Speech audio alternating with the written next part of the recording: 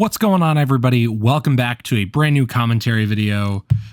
Today we have another viewer suggestion here, so we're going to get into that in just a second. But first, I just want to say thank you all so much for watching today's video. It means a lot to me that you clicked on this video. In the background, we just got some metroexodus going on. Really been into it lately. Super solid game. Recommend it if you haven't played it. I also just want to mention that down in the description, we also have a link to our Discord if you feel like joining. If you want to chat with us, play with us, whatever you want to do, feel free to hop in. We're in there all the time. We want to meet you guys. We want to chat and we want to talk just about life and all sorts of different things. Games, movies, whatever you're into. That's what we're here for. And also, I just want to mention once again that this video is sponsored by W Energy. You can click the link in the description or use code Sigma934 at checkout for 10% off of your order on all of W's products. That includes energy tubs, that includes hydration tubs, that includes cans, that includes shakers, that includes fucking t-shirts and stickers. Whatever you're into, go pick it up. It helps us out a lot. Anyways, we're going to get right into this. So we have a comment here that was left on the community post that I made about a week ago or so. So I'm going to go ahead and read that quick. I've been feeling lost lately, growing up, and I don't know what to do. I would like some advice on that. All right. So last time I did talk a little bit about growing up. This is going to be a little different. Today I'm going to be talking about finding sort of what you want to do with your life, because I feel like that is a very important topic for growing up, especially once again, if you're somebody that just finished high school, you know, you're going into college or you're going into high school, I feel like is a very important conversation to have and is something that is very difficult for a lot of people. And for me, it was difficult for me too. And I just want to chat about how I came up with what I wanted to do. So growing up throughout middle school and elementary school, I always loved reading. I loved reading books, articles. I loved listening to people talk about books. I love stories. And when I was younger, I really wanted to be an author. That was something to me that seemed super interesting, and I genuinely did fall in love with writing, and I still write quite often. Thing was, though, is that it was made pretty clear that you can't really just go and be an author. Now, you can, and people have, but it's very difficult. It's not a sort of job where you go and get a degree and all of a sudden you have a book published. That's not how that works. And for a long time, I felt a little lost in what I wanted to do. I truthfully didn't really know what I wanted to do. And I knew it was going to do something with writing.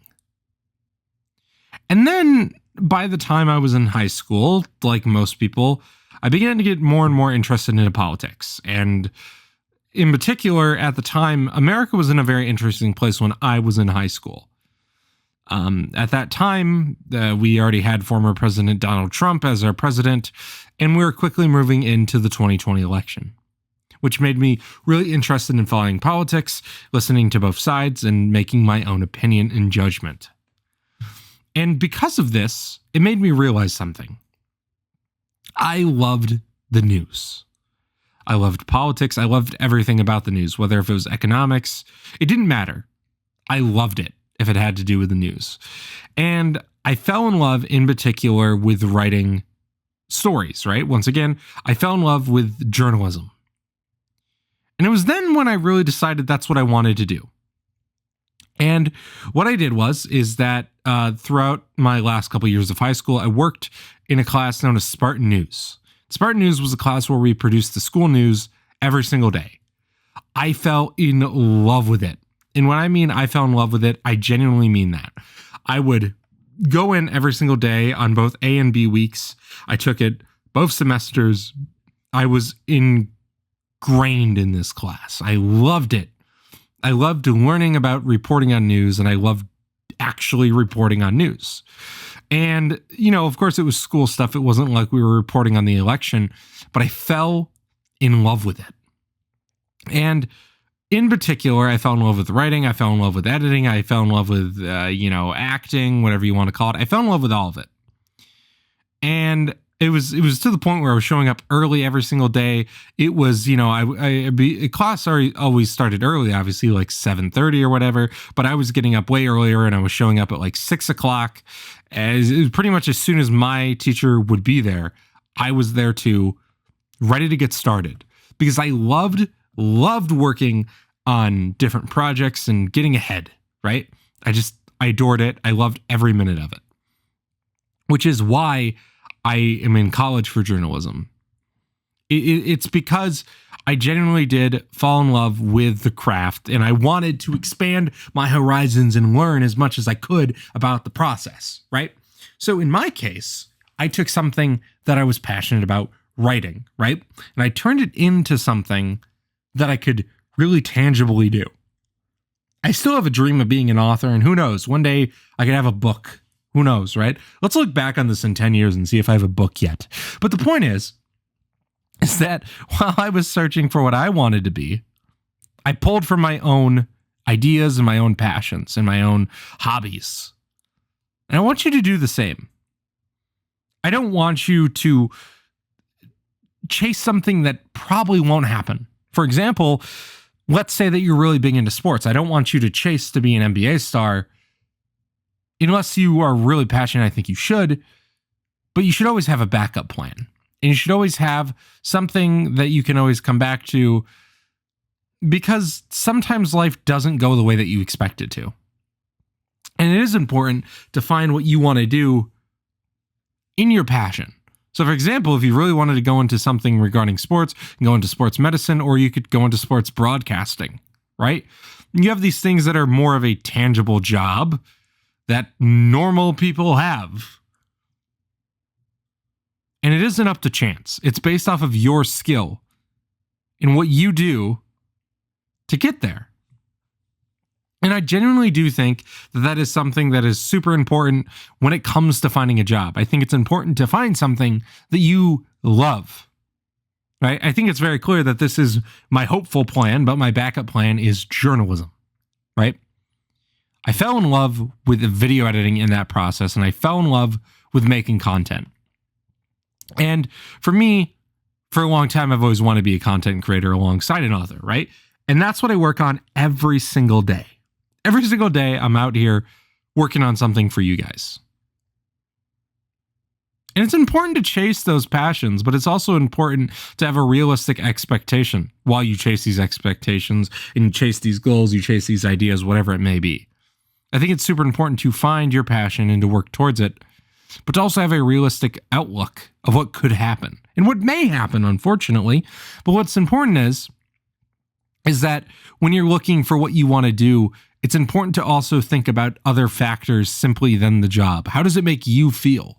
Do you feel happy doing this thing? Do you feel motivated every single day to get up? Because the fact of the matter is that you're going to get up and do this thing for the rest of your life. If you're not motivated to do these things for the rest of your life, it's not going to work out as a career. You're going to struggle every single day to get up and find a drive, right? And the thing is that especially if you're in that area of high school where you're getting constantly bombarded on what are you going to do for the rest of your life, it truly is a challenge to pick one thing. But I want you to look back at some of your passions that you've had throughout life and look at careers that align with those industries. Many people that are really into art tend to go into graphic design. I studied graphic design for 2 years. I held a certificate in it. I didn't love it, and I realized that it wasn't for me. But I have that experience, and I spent that time doing that thing. And I learned a lot. I learned a lot about Photoshop. I learned a lot of skills that I use every single day in my journalism career.